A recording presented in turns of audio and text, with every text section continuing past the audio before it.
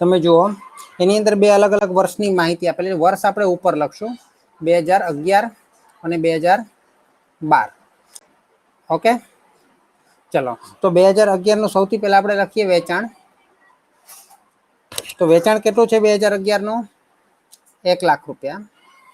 અને 2012 નો 1,20,000 રૂપિયા. અને નફો કેટલો આપેલો છે 2011 નો?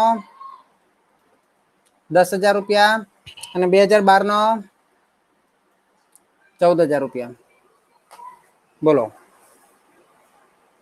દેખાય છે ને સ્ક્રીન પર? હેલો, ઓકે ઓકે, ચલો તો હવે આપણે શું કરવાનું છે, જેમ ગઈકાલે મેં તમને બતાવેલું હિરેન, હા ને, મેં તમને ગઈકાલે બતાવેલું એ પ્રમાણે કે જ્યારે આપણને નફો અને વેચાણ આપેલું હોય અને અલગ અલગ માહિતી આપેલી હોય બંનેની, એટલે કે 2011 ના વર્ષ માટે અને 2012 ના વર્ષ માટે બે અલગ અલગ માહિતી આપેલી છે વેચાણ અને નફાની, તો આપણે સૌથી પહેલા તો તફાવત કાઢી લેવાનો. કાલે આપણે તફાવત કરેલો ને બે માહિતીનો, તો મોટામાંથી નાનું બાદ, એટલે કે 2012 વાળામાંથી 2011 વાળું બાદ કરીએ તો વેચાણમાં કેટલો આવશે? 20,000 રૂપિયા છે એટલા માટે. અને નફો કેટલો આવશે? 14,000 માંથી 10,000 જાય તો 4,000. ક્લિયર? તો પીવીઆર નું સૂત્ર શું રહેશે આપણું? પીવીઆર નું નોર્મલ સૂત્ર શું છે? સી એટલે કે ફાળો છેદમાં વેચાણ, એસ એટલે કે વેચાણ, હે ને. પરંતુ આપણી પાસે ફાળો અને વેચાણ નથી, તો આપણે શું કરી શકીએ? સી માં ફેરફાર એટલે કે ફાળામાં ફેરફાર, તફાવત, ફાળામાં ફેરફાર એટલે કે તફાવત, છેદમાં વેચાણમાં ફેરફાર એટલે કે તફાવત. બરાબર, બોલો આટલું ક્લિયર? ક્લિયર ને? ચલો, પરંતુ ફાળામાં તફાવત બી આપણી પાસે નથી. પરંતુ જયારે આપણને ખબર છે, ગઈકાલે મેં તમને સમજાવેલું એ પ્રમાણે નફામાં તફાવત અને ફાળામાં તફાવત હંમેશા સરખો થઈ જાય, કારણ કે ત્યાં સ્થિર ખર્ચ લાગતો ના હોય. સ્થિર ખર્ચ 0 થઈ જાય એટલે નફામાં તફાવત અને ફાળામાં તફાવત સરખો, વેચાણમાં તફાવત સરખો થઈ જાય. અને આપણને જે રેશિયો મળશે નફામાં તફાવત એટલે 4,000 અને 20,000 વેચાણમાં તફાવત, એટલે આપણને પીવીઆર મળી જશે. પણ ટકામાં નહીં મળે, પોઈન્ટમાં મળશે. ટકામાં ફેરવવું હોય તો આપણે 0.2 અને ટકામાં ફેરવવું હોય તો 20%. બરાબર ને? 100 વડે ગુણી દો એટલે. ચલો, પીવીઆર મળી જાય એટલે સૌથી પહેલું કામ એ કરવાનું, જો તમે યાદ અપાવું, 10મા ધોરણમાં તમે લોપની રીત કરતા હતા, ખબર છે? લોપની રીત શું કરતા હતા? બે સમીકરણ લેતા હતા. બે સમીકરણમાંથી કોઈ એક્સ ને વાય હોય, બે ચલ હોય, તો બે ચલમાંથી એકનો લોપ થઈ જતો હતો. તો જયારે આપણે તફાવત કર્યો ને, તફાવત કર્યો છે ખરેખર આપણે લોપની રીત જ કરી છે, જેની અંદર સ્થિર ખર્ચનો લોપ થઈ ગયો. શેનો લોપ થઈ ગયો? સ્થિર ખર્ચ નો લોપ થઈ ગયો. કઈ રીતે થઈ ગયો હું તમને સમજાવીશ પાછો, ગઈકાલે પણ સમજાવેલું, હે ને. તો સ્થિર ખર્ચ નો લોપ થઈ ગયા પછી, લોપ થઈ ગયા પછી આપણને કોઈ એક કિંમત મળે. અહીંયા આપણને પીવીઆર મળ્યો. શું મળ્યું? પીવીઆર. પછી એક્સ નો લોપ થઈ ગયો તો વાય ની કિંમત મળે. વાય ની કિંમત કોઈ પણ એક સમીકરણમાં આપણે મૂકતા હતા એટલે પછી પાછું એક્સ મળતું હતું, જેનો લોપ થઈ જાય તે મળી જતું હતું. 10માં એવું કંઈક કરતા હતા લોપની રીત, હે ને. તો ચલો, અહીંયા પણ એવું જ કરવાનું છે. આપણે બે સમીકરણ એટલે બે માહિતી છે 2011 ને 12 ની, એમાંથી કોઈ પણ એક માહિતીમાં આપણે આ કિંમત મૂકવાની છે. તો કઈ લેવી છે માહિતી? બોલો, 11 ની કે 12 ની? કઈ માહિતીનો ઉપયોગ કરવો છે? સોરી, 2011 ની લઈએ. તો 2011 માટે વેચાણનું સૂત્ર શું છે? કોઈને યાદ છે? વેચાણ બરાબર સ્થિર ખર્ચ પ્લસ નફો, એફ પ્લસ પી છેદમાં પીવીઆર. ક્લિયર? ચલો, તો વેચાણ આપણે 2011 માટે કેટલું છે? 1 લાખ. સ્થિર ખર્ચ આપણે શોધવાના છે, કારણ કે એનો તો લોપ થઈ ગયો હતો. નફો આપણને ખબર છે કેટલો છે 2011 માટે? 10,000. અને પીવીઆર આપણને હમણાં મળ્યો કેટલો? 20%. ડાબી બાજુ લઈએ તો 1 લાખ સાથે ગુણાકાર થશે. 1 લાખ સાથે ગુણાકાર થશે બરાબર એફ પ્લસ 10,000. ચલો મને કહેશો 1 લાખના 20% એટલે 20,000 થશે અને આ f પ્લસ 10,000 છે 10,000 ને ડાબી બાજુ લાવો તો માઇનસ થશે તો આપણને શું મળશે f મળશે એટલે સ્થિર ખર્ચા મળશે તો f બરાબર 10,000 જો f મળે f નું કામ પહેલા જ કરવાનું આ જે 2 વર્ષની માહિતી આપેલી હોય બે અલગ અલગ વસ્તુની માહિતી આપેલી હોય સમયની તો સૌથી પહેલા તમારે શું કરવાનું પીવીઆર શોધવાનો તફાવત શોધવાનો પછી પીવીઆર શોધવાનો પીવીઆર શોધ્યા પછી f શોધી જ કાઢવાનો પછી આપણને જે પૂછ્યું હોય તે મળશે ત્યાં સુધી કશું મળવાનું નથી f ના કીધું હોય તો પણ આપણે કરવું જ પડશે ઠીક છે પહેલું શું કીધું છે પીવીઆર પહેલું શું કીધું છે પીવીઆર તો પીવીઆર આપણે શોધી કાઢ્યો બીજું શું કીધું છે જ્યારે વેચાણ 90,000 અને 40,000 હોય ત્યારે નફાના આંકડાઓ વેચાણ 90,000 અને 40,000 f મળી ગયો તો જ આપણે કામ થશે હે ને તો બીજો સવાલ છે પહેલા સવાલનો પીવીઆર તો આપણે શોધી કાઢ્યો બીજો સવાલ છે વેચાણ 90,000 હોય તો નફાના આંકડા અને બીજું એની અંદર જ છે વેચાણ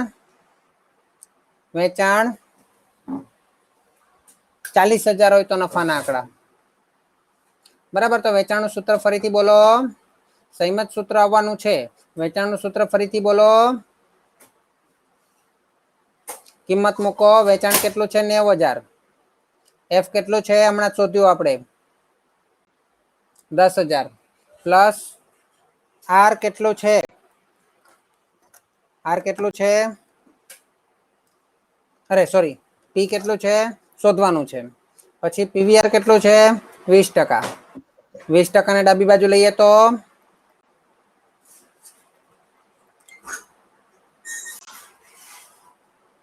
કોઈ સવાલ હોય તો પૂછજો 90,000 ના 20% કેટલા થશે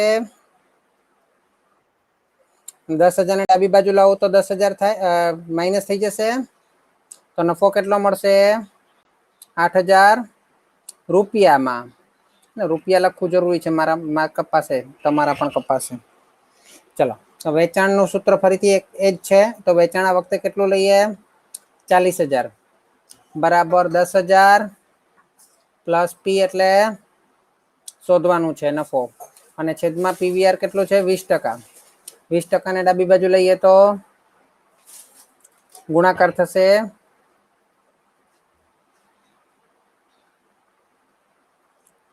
ચલો 40,000 ના 20% કેટલા થાય 10,000 ને ડાબી બાજુ લઈએ તો માઇનસ થાય તો નફો મળશે કે ખોટ મળશે આ વખતે માઇનસમાં 2,000 એટલે ખોટ લોસ નો એલ લખી દઉં છું એલ બરાબર 2,000 રૂપિયા આટલું ક્લિયર થયું બધાને આટલું ક્લિયર થયું કોઈને પણ ક્લિયર નહીં થયું હોય તો પૂછજો યશ વંદના હિરેન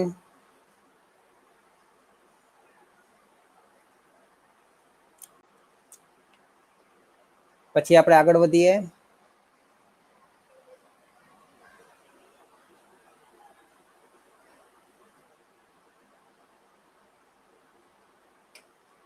ડાઉટ ક્લિયર બધાના ચલો તો આટલું થઈ ગયું હોય તો હવે આપણે થોડું આગળ વધીએ તો એની અંદર ત્રીજું પૂછેલું છે 20,000 નો નફો કમાવા માટે વેચાણ આંકડો 20,000 નો નફો કમાવા માટે વેચાણ આંકડો તો આપણે સૂત્ર તો આ જ રહેશે વેચાણ બરાબર f પ્લસ પી ના છેદમાં પીવીઆર તો બધી વસ્તુ આપણી પાસે છે હે ને તો વેચાણ આંકડો આપણે શોધવાનો છે f આપણી પાસે છે 10,000 નફો આપણી પાસે છે કેટલો પ્રશ્નમાં કીધેલો છે કેટલો કમાવો છે નફો 20,000 અને પીવીઆર આપણી પાસે છે કેટલું 20% તો 10,000 પ્લસ 20,000 એટલે 30,000 30,000 એ કોના 20% છે એટલે 30,000 ભાગ્યા 20% કરો અથવા 0.2 કરો 30,000 ભાગ્યા 20% 1,50,000 વેરી ગુડ બરાબર ને રૂપિયા 1,50,000 રૂપિયાનું વેચાણ કરીએ તો 20,000 નફો મળે ત્યાર પછી સ્થિર ખર્ચા એ તો આપણે અહીંયા શોધી કાઢ્યા ચોથો પોઈન્ટ અહીંયા શોધી કાઢ્યો ત્રીજો પોઈન્ટ અહીંયા શોધ્યો પહેલા શોધવો જ પડે ચોથો પોઈન્ટ ભલે આમાં ચોથો આપ્યો છે પણ સ્થિર ખર્ચ તો પહેલા જ શોધવા પડે અને સમતુટ બિંદુ એ આપણે શોધી કાઢીએ સમતુટ બિંદુનું સૂત્ર શું છે સમતુલ બિંદુનું સૂત્ર શું છે? વેચાણનું સૂત્ર એ સમતુલ બિંદુ હે ને, પણ ખાલી એની અંદર શું નહીં આવશે? પી નહીં આવશે હે ને, પીવીઆર. ચલો પ્રોફિટ નહીં આવે તો એફ કેટલું છે? 10,000 છેદમાં પીવીઆર કેટલું છે? 20%. 10,000 એ કોના 20% છે?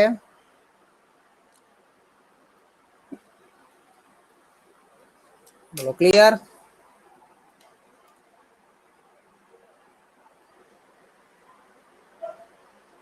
ચલો ત્યાર પછી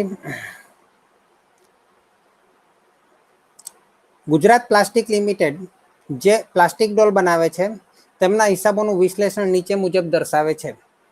પ્લાસ્ટિક ડોલની વાત છે. ચલિત ખર્ચ આપણને આપેલા છે. ચલિત ખર્ચ એટલે વેરિયેબલ કોસ્ટ ₹20. ત્યાર પછી સ્થિર ખર્ચ આપેલા છે ₹50,000 વાર્ષિક. ત્યાર પછી ઉત્પાદન શક્તિ આપેલી છે. ઉત્પાદન શક્તિ એટલે એકમો ડોલ આપેલા છે. 100% ઉત્પાદન શક્તિ હોય અને 100% ઉત્પાદન શક્તિ કેટલું કામ કરે છે? 2000 ડોલ બનાવી શકે છે. ચલો ત્યાર પછી ડોલ દીઠ વેચાણ કિંમત આપેલી છે એટલે એસ આપેલો છે ₹70. તમારે પેલું સમતુલ બિંદુ શોધવાનું છે. તો પહેલા આપણે સમતુલ બિંદુ શોધશું, પણ એના પહેલા આપણે એક કામ કરીએ. આપણને સમતુલ બિંદુ રૂપિયામાં કે પહેલામાં એવું કંઈ કીધું નથી, એકમ દીઠ આપેલું છે. તો આપણે પીવીઆર પરથી પણ કરી શકીએ અને પીવીઆર વગર પણ કરી શકીએ. બોલો શું કરવું છે? પીવીઆર થી કરવું છે કે પીવીઆર વગર? બોલો. પીવીઆર થી કરીએ કે પીવીઆર વગર કરીએ? પીવીઆર વગર કરીએ તો એના માટે આપણે ફાળો જોઈએ. તો ફાળો સી બરાબર એસ માઇનસ વી બરાબર 70 માઇનસ 20 બરાબર 50. ઓકે ચલો. તો ફાળો મળી જાય તો આપણે સૌથી પહેલું સમતુલ બિંદુ શોધવાનું છે. એટલે સમતુલ બિંદુ એટલે બ્રેક ઇવન પોઈન્ટ, ઇંગ્લિશમાં બ્રેક ઇવન પોઈન્ટ કહેવાય સમતુલ બિંદુને. તો બ્રેક ઇવન પોઈન્ટ એટલે કે સમતુલ બિંદુ, એનું સૂત્ર શું છે? તો કે વેચાણનું સૂત્ર એ બીઈપી નું સૂત્ર, પણ એમાં પી નહીં આવે, બરાબર? એટલે એફ પ્લસ પી નહીં આવે. અને છેદમાં આપણે પીવીઆર કરતા હતા, પણ આપણે ફાળાનો ઉપયોગ કરીએ છીએ તો છેદમાં સી આવશે પીવીઆર ની જગ્યાએ. ફાળો અને પીવીઆર માં કોઈ વધારે ફરક નથી. આ ફાળો છે તે એકમ દીઠ રૂપિયામાં હોય અને પીવીઆર છે તે ટકામાં હોય, બરાબર? ચલો તો એફ કેટલા છે? 50,000. અને આમાં જે જવાબ આવશે તે કેવો મળશે? એકમમાં મળશે. સી કેટલા છે? 50. અને હમણાં આપણે શોધ્યો ને 50. તો 50,000 ભાગ્યા 50 એટલે 50,000 ભાગ્યા 50 એટલે 1,000 ડોલ બનશે. 1,000 ડોલ શું આવશે આપણો જવાબ? અને એકમમાં આવશે. ચલો ત્યાર પછી બીજું શું પ્રશ્ન પૂછ્યો છે? 30,000 નો નફો કમાવા માટે કેટલી ડોલનું વેચાણ કરવું પડશે તે શોધવાનું છે. અને તો પાછું એ જ છે, એકમમાં કેટલી ડોલનું, એટલે એકમની વાત કરી છે. તો કેટલા ડોલ એકમ બનાવવા પડશે? વેચાણના એકમો. તો સૂત્ર તો એ જ છે, પણ સી પીવીઆર ની જગ્યાએ શું આવશે? ફાળો એટલે કે સી. શું સૂત્ર છે વેચાણનું? હમણાં આપણે આગળના દાખલામાં ગણ્યું તે એ પ્લસ પી. છેદમાં શું લખતા હતા? પીવીઆર લખતા હતા, પણ અહીં એકમની વાત છે તો આપણે શું લઈશું? સી લઈશું. હે તો હવે એફ કેટલા છે? 50,000. નફો કેટલો કમાવો છે? 30,000. અને ફાળો કેટલો છે? એકમ દીઠ ₹50. એટલે 80 ભાગ્યા 50. બોલો કેટલા એકમ બનાવવા પડશે? 1600 ડોલ બનાવવી પડે. ત્રીજો પ્રશ્ન. જો કંપની વધારાનો સ્થિર ખર્ચ વાર્ષિક 2,000 કરે, એટલે સ્થિર ખર્ચ વધારે હે ને, એટલે સ્થિર ખર્ચ કેટલો છે? 50,000 છે, પ્લસ થોડો સ્થિર ખર્ચ વધારે અને 2,000 ખર્ચો વધારે, એટલે કેટલા થઈ જશે? સ્થિર ખર્ચ 52,000 થઈ જશે. વધારાની વાર્ષિક 600 ડોલ નું ઉત્પાદન કરે. વધારાની વાર્ષિક 600 ડોલ કીધી છે એટલે કે 100% તો ઉત્પાદન કરે જ, 100% કાર્યક્ષમતા હોય એ હંમેશા સ્થિર ખર્ચ સુધી હોય. અને સ્થિર ખર્ચ જો વધારવામાં આવે તો 100% ની જગ્યાએ પણ વધારે બનશે. એટલે 2,000 ડોલ તો બનશે જ, પ્લસ બીજી વધારાની 600 ડોલ બનાવવાની કીધી છે. હે ને, એટલે વધારાની ડોલ બનશે એટલે વેચાણના એકમો કેટલા થશે? 2,000 તો હતા જ, પ્લસ બીજી કેટલી કીધી છે? 600. એટલે કેટલા થાય? 2,600.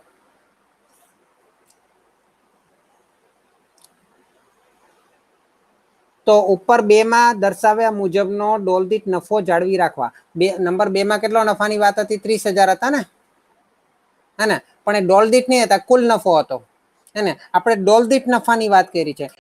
નફો જાળવી રાખવા માટે ડોલ દીઠ વેચાણ કિંમત કેટલી રાખવી જોઈએ? જો સવાલ થોડો અલગ છે. તો પહેલા તો 2 ની અંદર જે 30,000 હતા તે નફો કેટલો થાય? તો 2 મુજબનો ડોલ દીઠ નફો, બરાબર. તો કુલ નફો શું કેટલો છે? કુલ નફો છેદમાં ડોલની સંખ્યા, કુલ નફો છેદમાં એકમો એટલે કે ડોલ, વેચાણના એકમો. તો કુલ નફો 30,000 અને કેટલાય ડોલ વેચીએ તો 30,000 નફો થાય? તો કે 1600 ડોલ. તો બોલો જે ડોલ દીઠ નફો કેટલો થશે? બોલો ડોલ દીઠ નફો કેટલો થશે?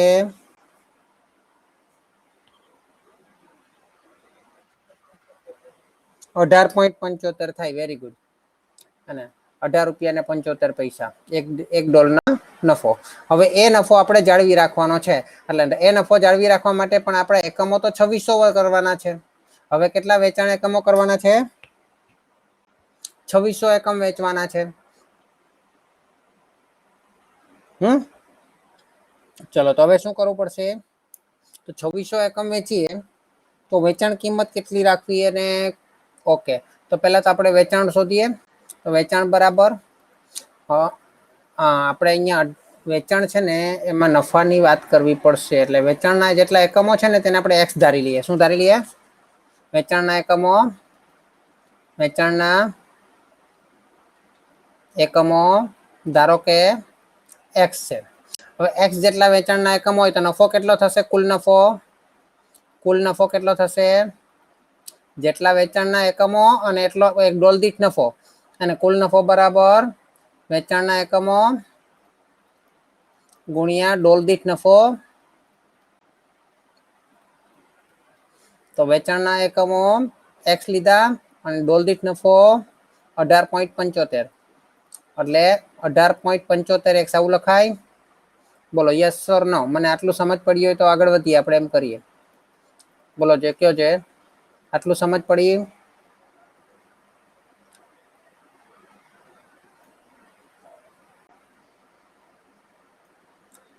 હે ને? કારણ કે આપણે કેટલા એકમો વેચવાના છે ખબર નથી, એ આપણે એક્સ ધારી લઈએ. અને જેટલા એકમો વેચશું એ પ્રમાણે ડોલ દીઠ નફો પણ વધશે. એક ડોલ દીઠ નફો 18.75, 2 ડોલ વેચીએ તો એનાથી નફો વધે, 3 ડોલ વેચીએ તો એ પ્રમાણે નફો વધે.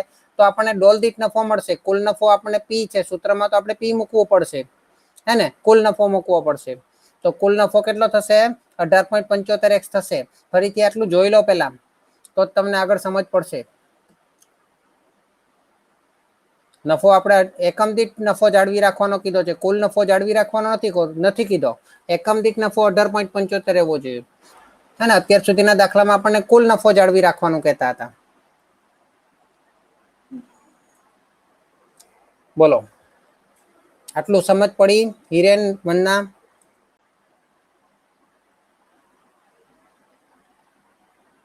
બોલજો. ઓકે, તો આગળ વધુ. તો હવે આપણે સૂત્ર જ મૂકવાનું છે. એફ બરાબર સોરી વેચાણ બરાબર એફ પ્લસ પી ના છેદમાં પીવીઆર. અરે પીવીઆર નહીં, આપણે ફાળો લીધો છે ને, એકમની વાત છે ને, એટલે ફાળો. તો વેચાણના એકમો તો આપણે એક્સ ધારેલા છે. એફ કેટલું છે? તો કે એફ આપણી પાસે છે, હવે વધાર્યું ને આપણે હમણાં 52,000 કરી દીધું. કુલ હતું 50,000 પણ આપણે 52,000 કરી દીધું, કારણ કે આપણે એકમો પણ વધાર્યા. એકમ દીઠ નફો પી કેટલો લેશું? 18.75 એક્સ, હે ને? ત્યાર પછી સી ફાળો કેટલો લઈશું? ફાળો તો આપણે પહેલા આપેલો છે તે જ છે, કારણ કે એમાં સી અને વી માં કોઈ ફેરફાર નથી થયો. એટલે વેચાણ કિંમતમાં ફેરફાર નથી થયો કે થયો છે? હા, વેચાણ કિંમતમાં ફેરફાર થશે ને, કે વેચાણ કિંમત તો આપણને પૂછેલી છે, હે ને? વેચાણ કિંમત પૂછેલી છે એટલે ફાળામાં બી ફેરફાર થશે, એટલે એસ માઇનસ વી લખું છું, હે ને? હવે એક્સ આપણને ખબર નથી. એકમ દીઠ વેચાણ કિંમત ખબર છે? નહીં, એકમો ખબર છે ને આપણને? એકમો ખબર છે ને? એકમો તો આપણને 2600 વેચાણના એકમો આપેલા જ છે. આપણે એક્સ લીધું, ખોટું કર્યું. કઈ જરૂર નહીં હતી? વેચાણના ની જરૂર જ નહીં હતી. કઈ વાંધો નહીં, તો આપણે અહીંયા એક્સ ની જગ્યાએ 2600 લખી દઈએ. તો કુલ નફો આપણો કેટલો થશે? 2600 એકમો ગુણ્યા ડોલ દીઠ નફો 18.75. ચલો ગુણાકાર કરો જોઈએ. આ જરા મારી ભૂલ થઈ ગઈ. ગુણાકાર કરો જોઈએ. મને એમ છે બે બે વસ્તુ કેમ શોધવાની આવી? 2600 ગુણ્યા 18.75 કરો.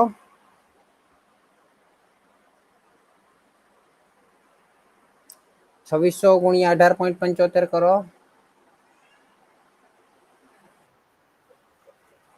48,450. આટલો આપણે નફો જોઈએ છે, બરાબર? 750. ઓકે, અહીંયા 750. 48,750. ઓકે ઓકે, ચલો તો હવે આપણે મૂકીએ વેચાણ. વેચાણ તો 2600 એકમો છે. એફ કેટલું છે? 52,000. તો એ બદલાયું ને આપણે. અને નફો કેટલો? 48,750 થાય. એકમ દીઠ ફેરફાર કર્યો પણ કુલ નફો તો વધી જાય ને. અને સી એટલે એસ માઇનસ વી. એસ શોધવાનું છે ને આપણે. તો 2600 કોઈ એક વસ્તુ આપણે શોધવાની હોય તો મળે, બે વસ્તુ શોધવાની હોય તો કઈ રીતે મળે? અને ત્યાં બે વસ્તુ રહી ગઈ હતી આપણી પાસે, એક્સ અને એસ બંને. ચલો એસ કેટલા છે ખબર નહીં, પણ વી કેટલા છે ખબર છે. વી તો આપણો જે હતો તે જ છે. હવે એસ માઇનસ 20 ને હું ડાબી બાજુ લાવું, 2600 ને છેદમાં લઈ જાઉં, તો એસ માઇનસ 20 છેદ બરાબર છેદમાં તો હું 2600 લખી દઉં છું. ઉપર મારે જો તો 52,000 પ્લસ 48,750 કેટલા થાય? 1,0750 થાય. એસ માઇનસ 20 બરાબર 1,0750 ભાગ્યા 2600 કરો જોઈએ. 1,0750 ભાગ્યા 2600 કરો જોઈએ. 38.75 બરાબર. એટલે એસ કેટલું આવશે? 38.75 પ્લસ 20 પ્લસ 20, કારણ કે 20 જમણી બાજુ આવે તો પ્લસ થઈ જશે ને, માઇનસ છે એટલે. એટલે કેટલા થશે? 58.75 આપણે વેચાણ કિંમત રાખવી પડે. એક ડોલની કિંમત કેટલી રાખવી પડે? 58.75, કે જેથી ડોલ દીઠ મળતો નફો જળવાઈ રહે. ડોલ દીઠ કેટલો નફો મળતો તો? 18.75. હવે જો સમજ પડી હોય તો લખી કાઢો. તેથી બતાવો. હા, ડાયરેક્ટલી નથી આપેલા. આપણને શું કીધું છે કે 600 ડોલનું વધારાનું ઉત્પાદન કરવામાં આવ્યું. વધારાનું ઉત્પાદન એટલે 100% ઉત્પાદન તો આપણે 2000 ડોલનું કરતા હતા. 100% ઉત્પાદન 2000 થાય. હે ને? વધારાનું ઉત્પાદન એટલે 100% પ્લસ વધારાનું. તો વધારાનું 600. હા, એટલે 2000 પ્લસ 600. અને એમ બી સ્થિર ખર્ચ ત્યારે જ વધારવો પડે જો તમે 100% થી વધારે ઉત્પાદન કરતા હોય તો. ના, સ્થિર ખર્ચ ક્યારે વધારવો પડે? સ્થિર ખર્ચ હંમેશા 100% થી પણ વધારે ઉત્પાદન થાય તો જ વધારવો પડે. 100% સુધી તો સ્થિર ખર્ચ એટલો ને એટલો રહે ને. મારા ક્લાસમાં 30 વિદ્યાર્થી બેસવાની જગ્યા હોય તો મારે એ પ્રમાણે ભાડું જે સ્થિર ખર્ચ, સ્થિર ભાડું જે છે દર મહિને મારે ચૂકવવાનું એટલું ને એટલું જ ચૂકવવાનું. પછી 30 ની 28, 27, 26, 25 વિદ્યાર્થી હોય તો પણ એટલું જ, અને 30 હોય તો પણ એટલું જ. પરંતુ હવે એક વિદ્યાર્થીને મારે વધારે બેસાડવો છે તો મારા ક્લાસમાં બેસાડી શકાય એમ નથી. તો મારે એક વિદ્યાર્થી માટે આખો સ્થિર ખર્ચ બદલવો પડે. બાર નાનકડો બીજો રૂમ રાખવો પડે ભાડે. રાખવો પડે ને. એ એક રૂમ રાખવા માટે અલગથી ભાડું ચૂકવવું પડે. એટલે અહીંયા જ્યારે પણ સ્થિર ખર્ચ વધે એટલે સમજી લેવાનું કે 100% કરતા પણ ઉત્પાદન વધી જાય તો જ સ્થિર ખર્ચ વધે. અને સ્થિર ખર્ચ વધ્યા એટલે 100% તો 2000 ખરા જ, પ્લસ બીજા 600 નું ઉત્પાદન વધ્યું એટલે 2600 થયા. ઇનડાયરેક્ટલી આપણને આપેલું છે, સીધું સીધું નથી આપેલું. હવે ક્લિયર? એક ઉત્પાદન કરતા એકમના ચોપડામાંથી મેળવેલ આંકડાઓ નીચે મુજબ છે. સીધી માલ સામગ્રી. મને કહેશો માલ સામગ્રી સ્થિર છે કે ચલિત? માલ સામગ્રી છે માં આવે? સ્થિરમાં આવે કે ચલિતમાં આવે? નહીં, ચલિતમાં આવે. માલ સામગ્રી જેટલો તમે માલ બનાવો ને એટલો જ તમારે ખર્ચો લાગે. હે ને જેટલા તમે કપડાની સિલાઈ કરો એટલા જ તમારે કાપડ લાગવાનું છે. કાપડ કેટલું લાગશે? હે ને હવે માલ સામગ્રી એને કહેવાય ચલિત ખર્ચા કહેવાય. શું કહેવાય? ચલિત ખર્ચા. હે ને એટલે એ 2,05,000 છે. એ જ રીતે આની અંદર સીધી મજૂરી શબ્દ, સીધી મજૂરી એટલે પણ એવું જ છે. હે ને જેટલા કપડાની તમે જેટલે તમે ડ્રેસ બનાવડાવો તમે ટેલર પાસે, હે એ ડ્રેસ પ્રમાણે પૈસા લેશે ને. એક ડ્રેસ બનાવડાવો તો એક ડ્રેસ ના પૈસા લે, બે ડ્રેસ બનાવડાવો તો બે ડ્રેસ ના પૈસા લે. બરાબર છે. એટલે મજૂરી છે. તો સીધી માલસામાનમાં જેટલા તમે ડ્રેસ બનાવડાવશો એટલા માલસામગ્રીના પૈસા અલગ લાગે, મજૂરીના પૈસા સીધા જેટલા ડ્રેસ બનાવડાવો એટલા પ્રમાણે લાગે. એટલે માલસામગ્રી અને મજૂરી બંને ચલિત ખર્ચ કહેવાય. એટલે એ કેટલા થયા? 75,000 થયા. પછી કહીશું સ્થિર ખર્ચા. હવે સ્થિર ખર્ચા અલગ જ આપેલા છે. સ્થિર ખર્ચા કેટલા આપેલા છે? 60,000.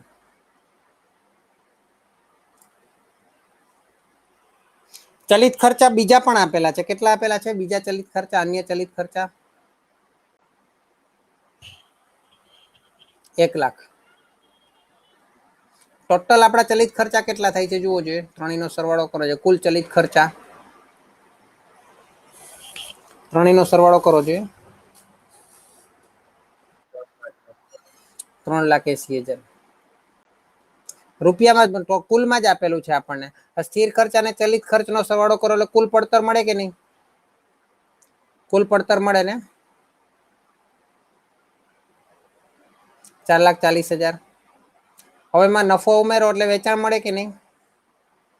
નફો ખબર નથી પણ વેચાણ તો ખબર છે ને. તો વેચાણ કેટલું આપેલું છે? 5,00,000. તો નફો કેટલો થયો? નફો 60,000 થાય.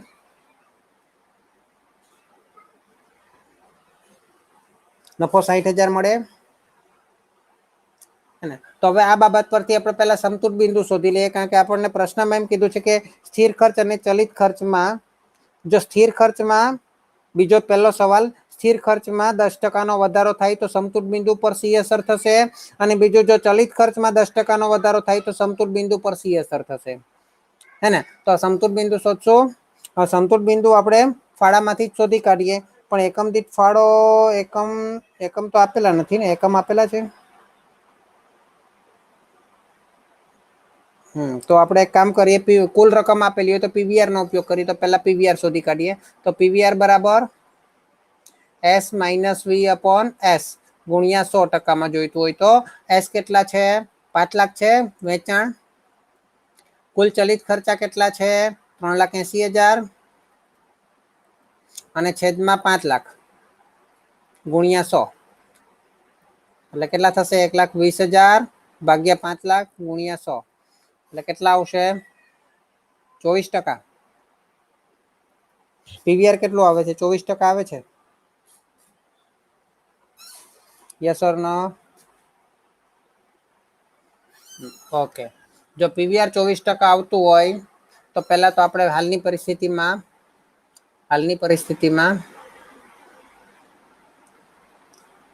સમતૂર બિંદુ.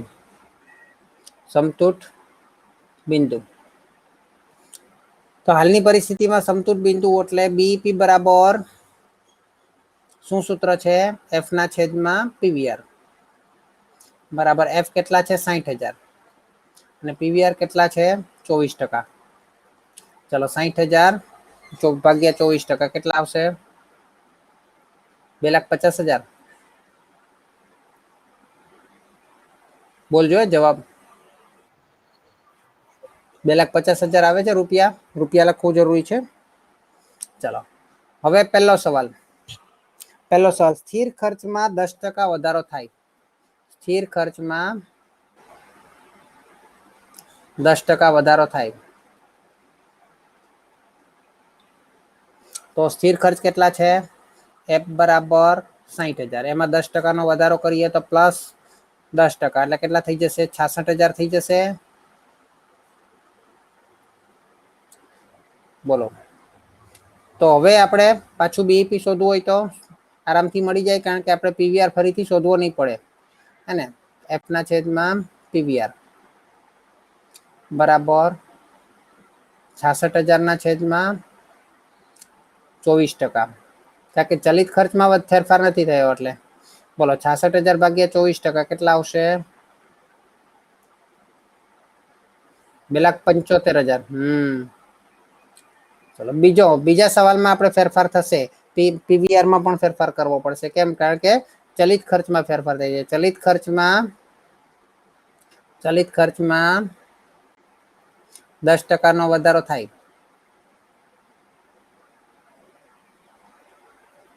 તો વી બરાબર ચલિત ખર્ચા કેટલા છે? 3,80,000 પ્લસ 10%. એટલે કેટલા થઈ જશે? 3, 8, 4, 1, 8, 4,18,000 થાય છે.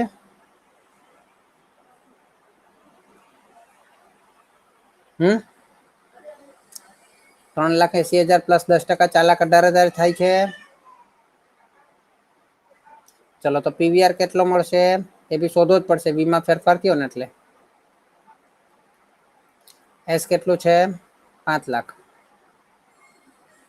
માઇનસ 4,18,000 છેદમાં 5 લાખ ગુણ્યા 100. કેટલા ટકા આવે છે મને કહેજો.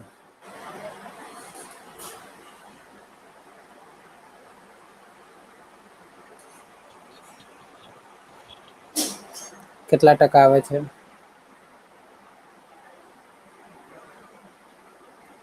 બોલજો કેટલા ટકા આવે છે? 5 લાખ માઇનસ 4,18,000 ભાગ્યા 5 લાખ ગુણ્યા 100.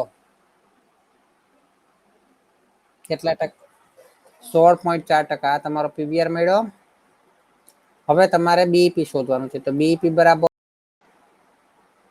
બીઈપી બરાબર એફ ના છેદમાં પીવીઆર. હવે એફ માં ફેરફાર નથી થયો. એફ કેટલું લેવાનું? 60,000 જૂનું હતું તે. અને પીવીઆર માં ફેરફાર થયો 16.4%. ચલો જવાબ શું આવશે? 60,000 ભાગ્યા 16.4%.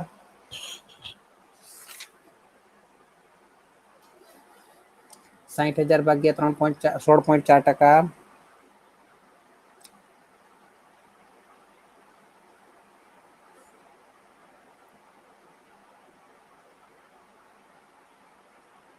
ભાગાકાર કરીને આપવો જોઈએ.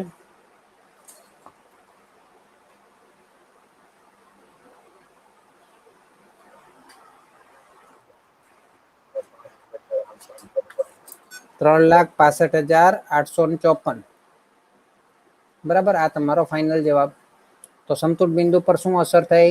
પહેલામાં સ્થિર ખર્ચ વધાર્યો તો સમતુલ બિંદુ 2,50,000 ની જગ્યાએ વધીને 2,75,000 થયો. થોડોક જ વધ્યો બીઈપી, હે ને. જ્યારે ચલિત ખર્ચમાં વધારો કર્યો તો સમતુલ બિંદુ બહુ વધારે વધી ગયો છે. 3,65,854 થઈ ગયો, હે ને. હવે એ તો કઈ જરૂરી નથી. દર વખતે અલગ અલગ પરિસ્થિતિ હોય. તો સમજી લો, વિચારી લો, લખી લો. ચલો શું કહે છે? એક કારખાનામાં જૂન 2012 દરમિયાન ઉત્પાદનની માહિતી નીચે મુજબ છે. ઉત્પાદનના એકમો આપેલા છે. 10,000. એકમ દીઠ ચલિત ખર્ચ આપેલો છે. વેરિયેબલ કોસ્ટ એકમ દીઠ આપેલો છે, એટલે સારું છે. આપણે બંને સૂત્રનો ઉપયોગ કરી શકીએ. સ્થિર ખર્ચ આપેલો છે, કુલ આપેલો છે, તો કુલ જ હોય હંમેશા. કુલ સ્થિર ખર્ચ એફ બરાબર 2 લાખ આપેલા છે. વેચાણ એકમ દીઠ ₹60 આપેલું છે, એટલે એસ બરાબર 60 આપેલું છે. એ બી એકમ દીઠ છે. તો સમતુલ બિંદુ શોધવાનું છે. તો બોલો કઈ મેથડ થી કરીએ? પહેલી વસ્તુ, એકમ દીઠ બંને આપેલું છે, એટલે એકમ દીઠ ફાળો મળશે. એકમ દીઠ ફાળો સી બરાબર એસ માઇનસ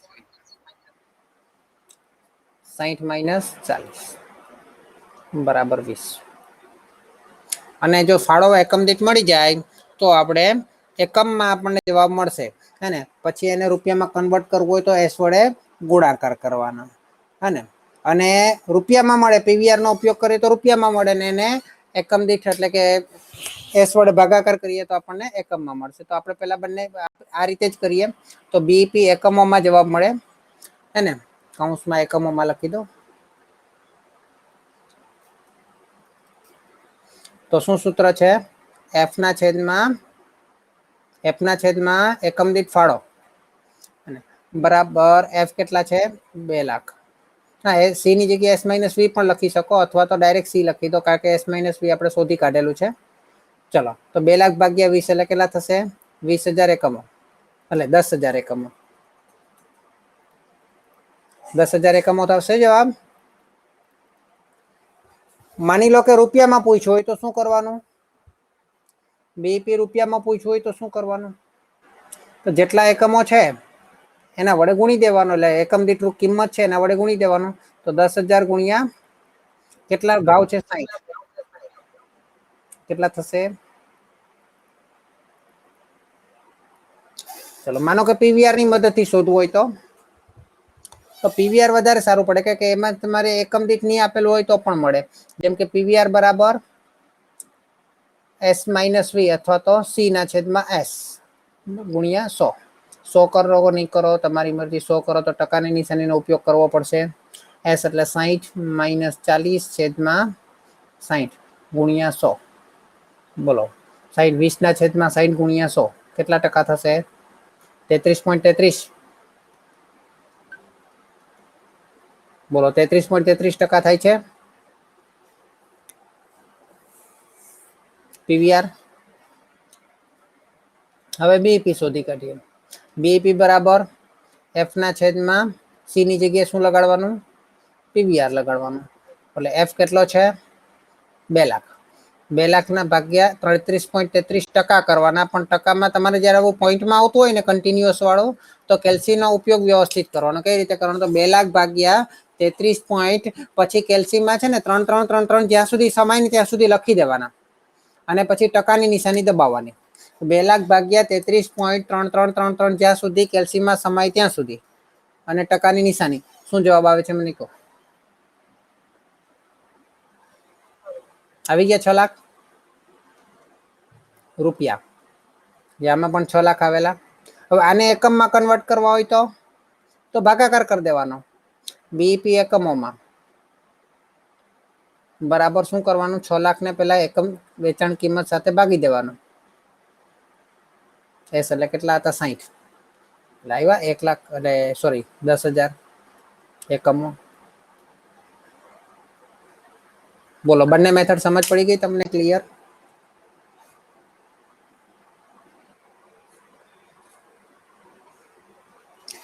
લિબર્ટી વોચ ફેક્ટરીની માહિતી તમને આપવામાં આવી છે. 90,000 એકમો ઉત્પાદન, એ જ વેચાણના એકમો હોય 90,000 અને એકમો આપ્યા છે એટલે એકમ દીઠ વેચાણ કિંમત બી આપેલી જશે. સ્થિર ખર્ચા એફ આપેલા છે 6 લાખ. ત્યાર પછી ચલિત ખર્ચા એકમ દીઠ આપેલા છે 10 રૂપિયા અને વેચાણ કિંમત એસ આપેલી છે 20 રૂપિયા. ચલો સમતુલ બિંદુએ કેટલા એકમનું ઉત્પાદન અને વેચાણ જરૂરી છે? એકમ પૂછ્યું છે. બોલો પીવીઆર થી આખો દાખલો ગણી કાઢવો છે. બોલો પીવીઆર થી ગણીએ ને. પીવીઆર બરાબર S minus V upon S ગુણ્યા 100 બરાબર 20 માઇનસ 10 અપોન 20 ગુણ્યા 100 એટલે કેટલા થશે? 50%.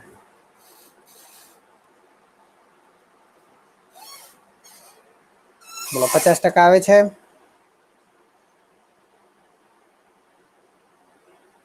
%50 આવે છે?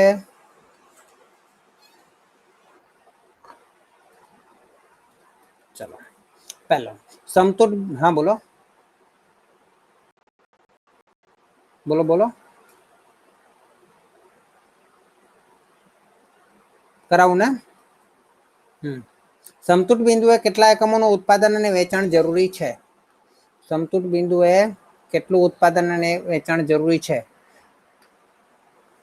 કેટલા એકમો પૂછ્યા છે? સમતુલ બિંદુ કેટલા એકમો પૂછ્યા છે? કઈ નહીં, તો આપણે પેલા રૂપિયા મળશે ને પછી આપણે એકમ દીઠ વેચાણ કિંમત સાથે ભાગી દેશું એટલે એકમો મળી જશે. એટલે બીઈપી બરાબર એફ ના છેદમાં પીવીઆર બરાબર 6 લાખ ના છેદમાં 50% બરાબર 12 લાખ. 12 લાખ આવે છે ને? હવે એકમોમાં જોઈતું હોય તો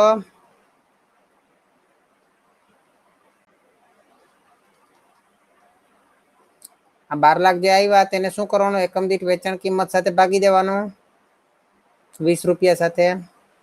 બોલો 12 લાખ ભાગ્યા 20 કેટલા થશે? 60,000. કોઈ ડાઉટ?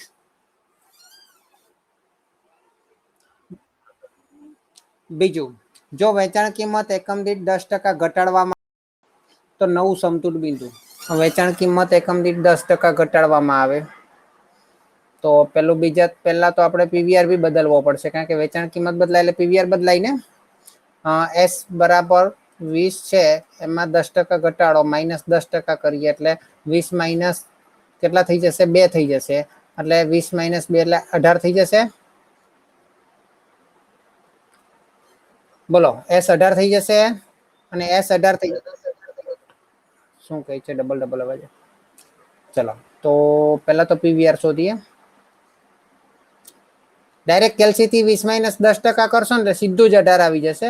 આ 20 માઇનસ 2 નહીં કરવા પડે, 20 ના જ 10% ગણો એટલે 2 થાય. એમ તો પીવીઆર બરાબર S minus V upon S ગુણ્યા 100. હવે જુઓ, 18 માઇનસ હશે ને, એસ એટલે 18 થઈ ગયા. 18 માઇનસ 10 છેદમાં 18 ગુણ્યા 100, આ તો પોઈન્ટમાં આવશે. બોલો કેટલા આવે છે પીવીઆર? પીવીઆર કેટલો આવે છે મને કહેજો.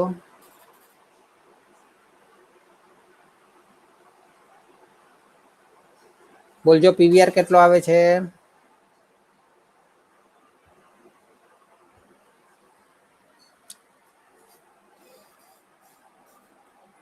8 ના છેદમાં 18 કરો. 8 ભાગ્યા 18 કરો. પીવીઆર કેટલો આવે છે કહો મને?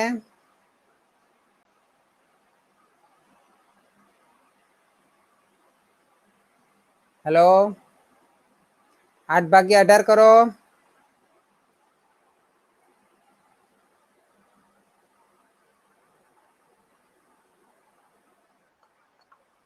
.44. ઓકે, તો 44.44. 8 ભાગ્યા 18 ખબર પડી ને? 18 માઇનસ 10 એટલે 8 થાય અને 8 ભાગ્યા 18 અને ગુણ્યા 100 કરવાના. એટલે હવે ત્યાર પછી એના પરથી બીઈપી શોધીએ. તો બીઈપી કઈ રીતે મળશે?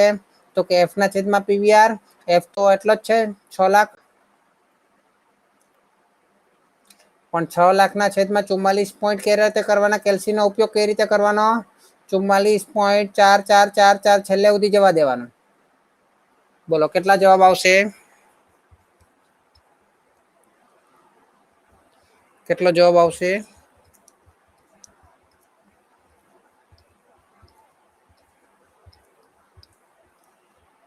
જવાબ બોલજો.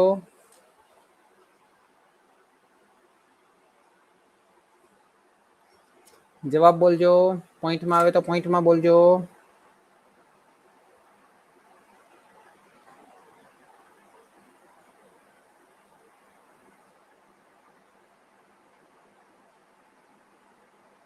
જવાબ બોલજો.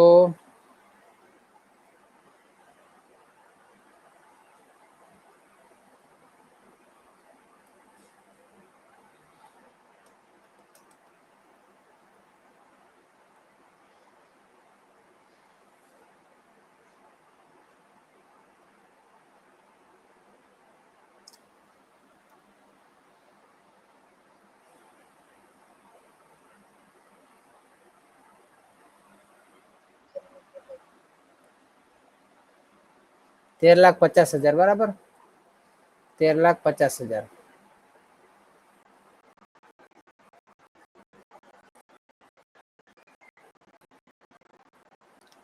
ચલો, હવે આ 13,50,000 તો રૂપિયામાં મળે. આપણે તો એકમમાં જોઈએ.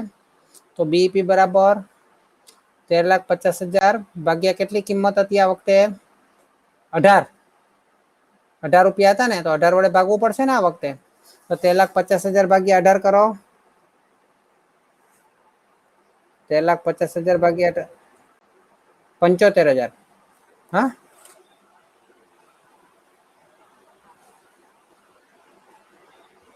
$75,000 એકમો. ચલો, ત્યાર પછી ત્રીજો પ્રશ્ન શું પૂછ્યો છે? 4 લાખનો નફો મેળવવા કેટલું વેચાણ જરૂરી છે એકમોમાં? એ બી એકમોમાં પૂછ્યો. જો આ દાખલો ખરેખર ફાળાની રીતે ગણ્યો હોત ને તો વધારે ઈઝી પડતે. બરાબર છે, ફાળાની રીતે ગણ્યો હોત તો વધારે ઈઝી પડતે. કઈ નહીં, આપણને સમજ પડે એટલા માટે મેં બધું આ રીતે કરાવ્યો છે. આપણને શું કરવાનું છે? હા, વેચાણ બરાબર F પ્લસ P ના છેદમાં PVR.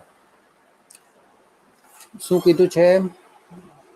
4 લાખનો નફો મેળવવા માટે કેટલું વેચાણ જરૂરી છે? વેચાણ શોધવાનું છે. F કેટલું છે? 6 લાખ. નફો 4 લાખ છેદમાં PVR. જૂનો લેવાનો 50%. જૂનો લેવાનો 50% છે ને આપણો. નહીં, આપણે રૂપિયામાં વધીએ છીએ ને, પછી આપણે ફાળા પહેલામાં કન્વર્ટ કરશું. PVR વાળું સૂત્ર મૂક્યું ને મેં. પેલા રૂપિયામાં શોધાવડાવું છું તમને. એટલે કેટલા થશે? 20 લાખ થશે રૂપિયા. હવે એને એકમમાં ફેરવવા હોય તો માની લો કે એક્ઝામમાં તમારે ભૂલાઈ ગયું ને PVR ની મદદથી કરી લીધું, તો શું થાય? આવડવું જોઈએ ને આપણને એકમમાં કન્વર્ટ કરતા.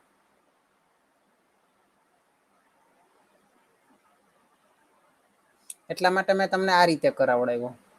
તો આમાં કિંમત કેટલી છે? કઈ વાંધો નહીં, આપણે તો શીખવાનું છે. તો કેટલા આવ્યા? 20 લાખ ભાગ્યા 20 એટલે અરે 20 લાખ છે ને. હા, તો 1 લાખ આવે.